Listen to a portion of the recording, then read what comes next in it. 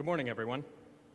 My name is Nikhil Chakravarthi, and I'm a constable with the Public and Media Relations Department with the Peel Regional Police. I'd like to take a moment just to remind everyone to please set your cell phones and any other electronic devices that you might have on silent. On behalf of the Peel Regional Police, I want to thank you for joining us today and welcome you to our Materials Management Center in the City of Brampton. We begin today by first acknowledging that the land on which we gather upon is part of the treaty lands and territory of the Mississaugas of the Credit. For thousands of years, Indigenous peoples have inhabited and cared for this land and continue to do so today. In particular, we acknowledge the territory of the Anishinaabe, Huron-Wendat, Haudenosaunee, and Ojibwe-Chippewa peoples. The land that is home to the Métis, and most recently, the territory of the Mississaugas of the Credit First Nation, who are direct descendants of the Mississaugas of the Credit. We are grateful to have the opportunity to work on this land, and by doing so, give our respects to its First Nations. At the conclusion of today's announcement, there will be an opportunity for questions. I would ask that you limit your questions specific to the content covered in this news conference and limit them to one per person with one follow-up. A media relations officer can make themselves available at the conclusion of this conference for any unrelated questions. A media release will be issued shortly after the conclusion of this conference and will include links to all of the information discussed today. A full video of the conference will also be uploaded onto the Peel Regional Police YouTube channel. Today we will hear from the following speakers: Deputy Chief Nick Milionvich, Detective Constable Tara Farrow of the Central Robbery Unit, Mayor Patrick Brown, and Superintendent Sean Brennan of Investigative Services. I would now like to call upon Deputy Chief Nick Milionvich, Investigative and Emergency Services Command for the Peel Regional Police. Deputy? Thank you, Nick. Good morning, everybody, and thank you for coming here today.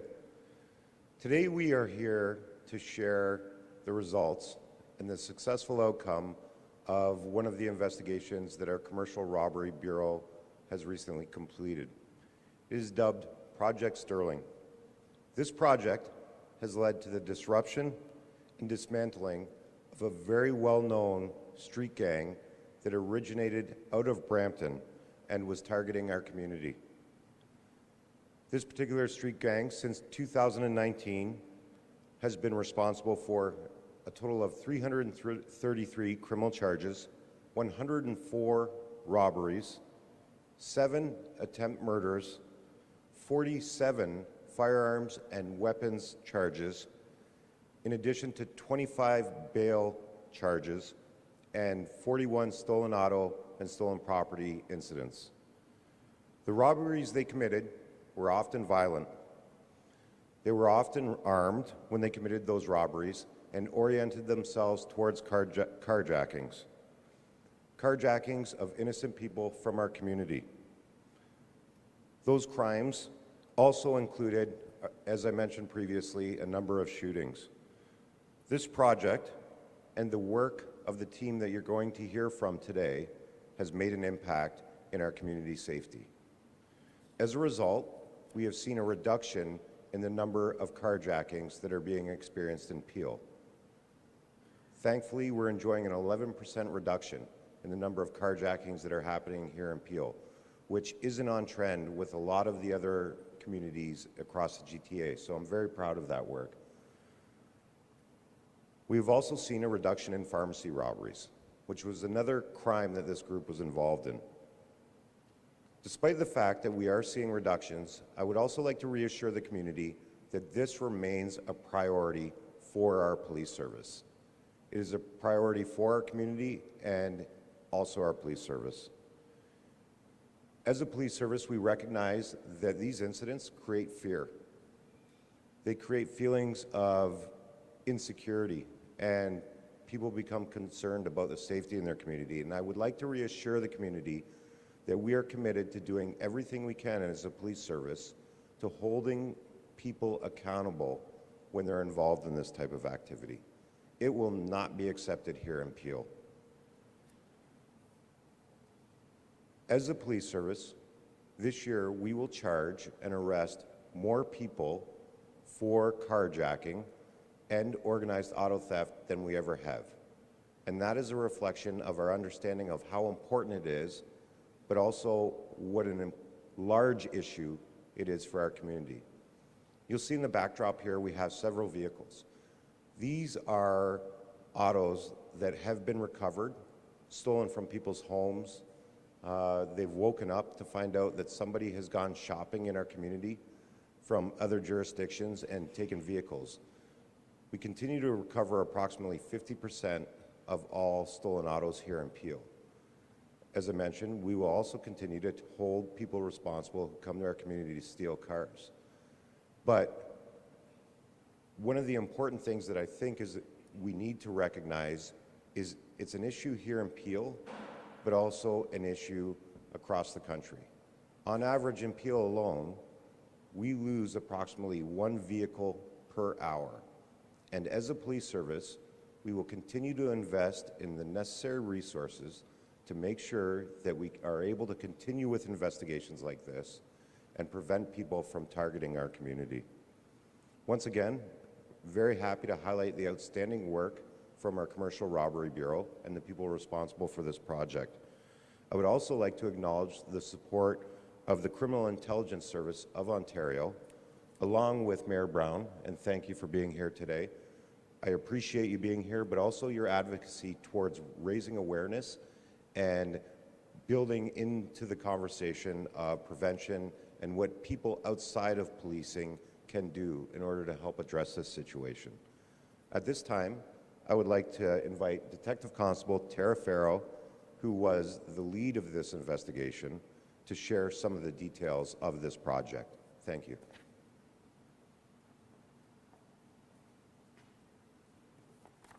Thank you, Deputy. Good morning.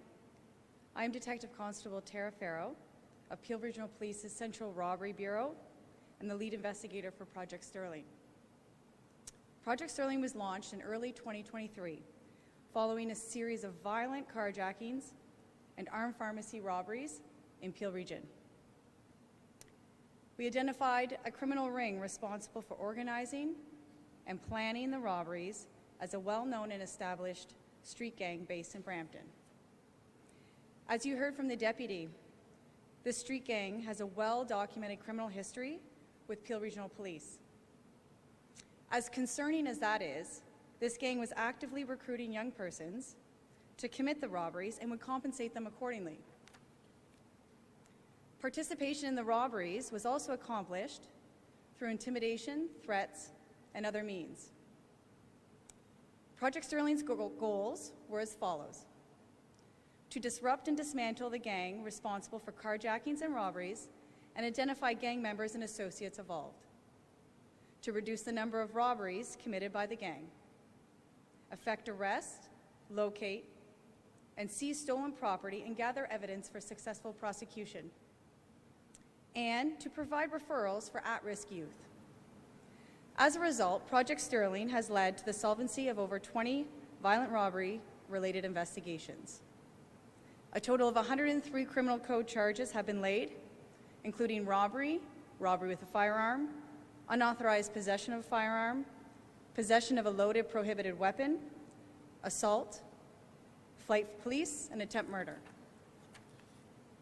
We seized 2 firearms with ammunition, 6 imitation firearms, and multiple edged weapons, as displayed here. We recovered 6 stolen vehicles valued at approximately $125,000. Since the start of Project Sterling, pharmacy robberies have declined by 62% over the previous year, and carjackings are down 11%. Through Project Sterling, we also identified gang members who were responsible for an armed carjacking in Brampton and used the vehicle in a drive-by shooting of a student in a parking lot of Weston Collegiate Institute in Toronto. A coordinated and collaborative effort and investigation resulted in Toronto police laying 10 criminal charges, including attempted murder. I would like to thank our team for their dedication to this investigation, and I would also like to acknowledge the support provided by our community safety and well-being team and the referrals provided to the youth. I will now turn it over to Mayor Patrick Brown. Thank you. Well, thank you, Tara, and to our Deputy Chief Nick Milionvich, congratulations to your team, to the Peel Police, on what is a very impressive investigation with Project Sterling. As our Deputy Chief said, the type of terrifying carjackings we've seen in our community is not acceptable. And what this really shows, and frankly sends a message to organized crime, there is consequences and there is accountability. What we've seen on Canadian streets cannot be tolerated, and I'm grateful to have such a dedicated police force in Peel Region that continue to go above and beyond to look at ways to handle the challenges we're facing today. And let it be clear, carjackings and auto thefts have escalated in every major urban city in Canada. And I've seen the terrifying numbers of how auto thefts and carjackings have increased. This certainly isn't a problem unique to Brampton, but it's one that I have heard again and again from our residents about. They can't believe this is happening in our country and in our city. It's why last year at the Region of Peel, we made the largest investment in the Peel Police that we ever have in terms of new officers, and we doubled the auto theft unit. This year, we're looking at making, once again, the largest investment in policing in Peel Region history, based on the belief that if you give the police the resources to do their job, if you give Chief Nish and Deputy Chief Milionvich the resources to do their job, they're going to hold those who commit heinous criminal activities in our community accountable. And I hope organized crime knows that. I hope they know they can prey on young people in our community, but eventually the police will find those responsible and hold them accountable. So today, on behalf of the City of Brampton, I want to thank the Peel Police for this significant result that I think will send a message to organized crime that there is consequences, there is accountability, and we're going to continue to do whatever we can here in Peel Region to make sure the Peel Police have the resources to continue to really execute these investigations against the organized crime that we know is operating across the GTA. And frankly, it isn't just about auto thefts and carjackings. As horrifying that would be, I've had residents show me videos and call me petrified of what they've seen happen in their neighborhood. But we know where the funds are going from auto thefts. When you see these cars being sent to a port in a matter of hours, we know this has become a revenue tool for organized crime in Canada. I understand that this is now the top 3 revenue sources for organized crime, auto thefts, because Canada has become a source country for stolen cars. And so investigations like this pierce that business model, sends a message that if you think you can count on quick revenue sources for organized crime based on thefts and terrorizing our community, you can't. So on behalf of the residents of Brampton, thank you to the Peel Police, and today is a great day for our community in terms of accountability.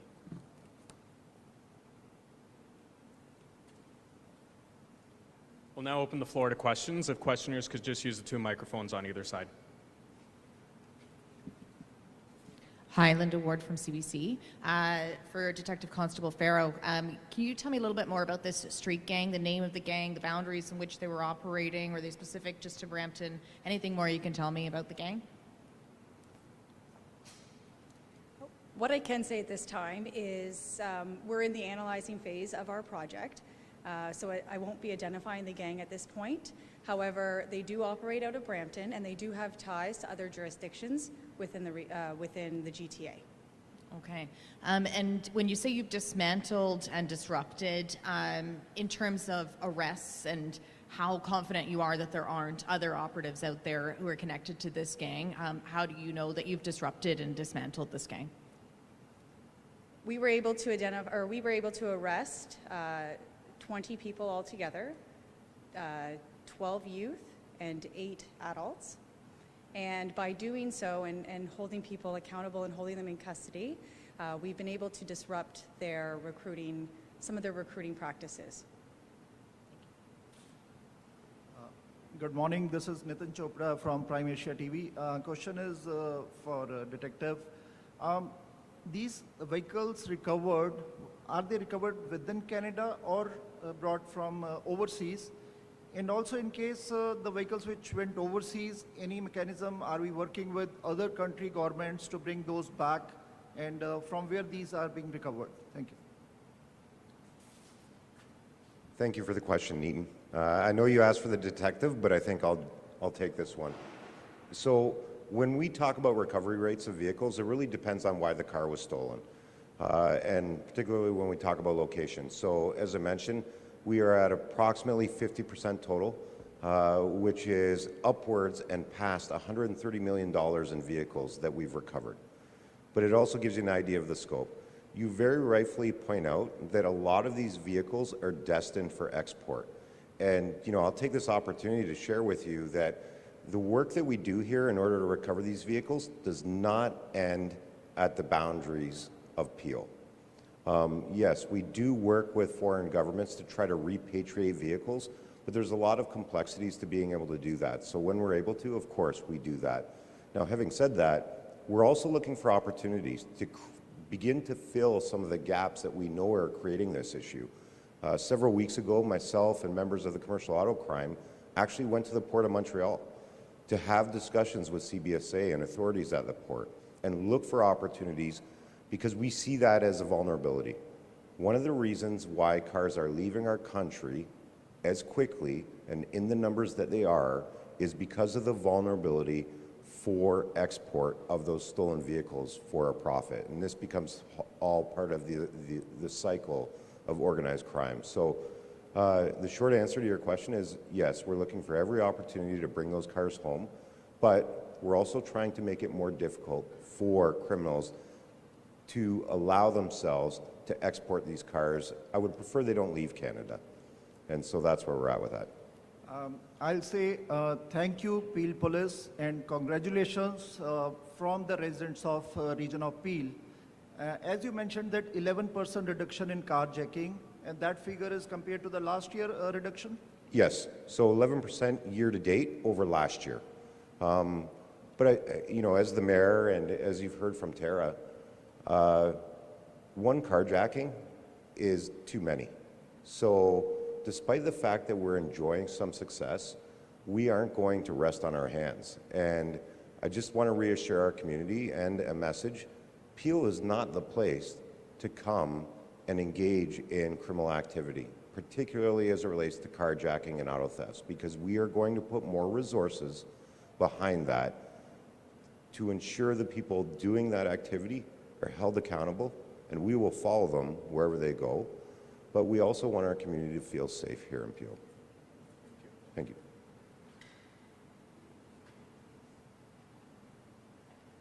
Hi there, Kayla Williams with CP24. I just wanted to follow up on that. You mentioned that, of course, this is not done. Would you consider Project Sterling complete? Oh, and could you elaborate on what sort of the next steps are for Peel Police? Because while this is, of course, good news, obviously carjackings are still something that are currently happening in Peel Region. And so what would be your message to the residents of Peel Region moving forward after today's announcement? Thank you so much for that question. My message to our residents is I really want to convey to them that their police service is going to continue to devote the necessary resources that we need towards those issues. We recognize how deeply it is affecting our community. Our auto theft unit is one of the largest in Ontario. We're not done growing. We've just contributed more resources to our commercial robbery bureau, and we're also participating in a number of multi-jurisdictional carjacking projects with our partners. My plan and our chief's plan is to be the most active police service and lead the discussion, but also the work on those two issues so that our community can feel safe. And, hopefully that provides them with some comfort. And we'll continue to do that. We're announcing the results of an amazing project today. There's going to be more. There's going to be others. And again, my message, very simple. To the residents, we're doing everything we can. We hear you. To the people that are coming to our jurisdiction or that are in our jurisdiction committing this type of crime, Peel is not the place for it. And a follow-up, would you be able to tell us a bit more if there was any collaboration with other regions for Project Sterling. You noted, Constable Detective, that you had worked with the City of Toronto in one of those arrests.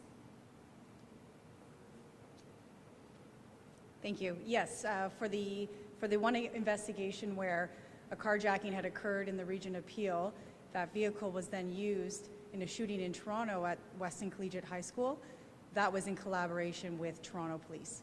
Toronto Police took lead and laid 10 criminal charges. Hi, Detective Jaden, Global News. I know the gang was from outside of Brampton. Can you give us a sense of what city they may have been from? Sorry. Can you give us a sense? Thank you. Can you give us a sense of where the gang was from? I know you said outside of Brampton, where their operation was based.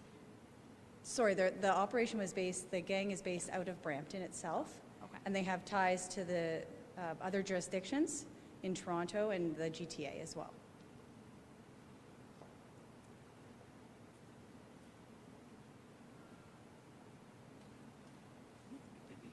Just an update, Jamie with City TV, just an update on the disposition of the charges. Sorry, this is going to be the last question, everyone. The disposition of the charges. Have they seen bail court? Are they out on bail, or are they in custody? Thank you, great question. So the disposition of the charges. There are some that are still in custody. There are some that are out on bail with ankle monitoring bracelets, and everything is still before the courts. Thank you, everyone, for joining us. This concludes our question and answer period. There's going to be a media relations officer who will make themselves available at the end of this conference for any additional questions. Thank you, everyone, for coming.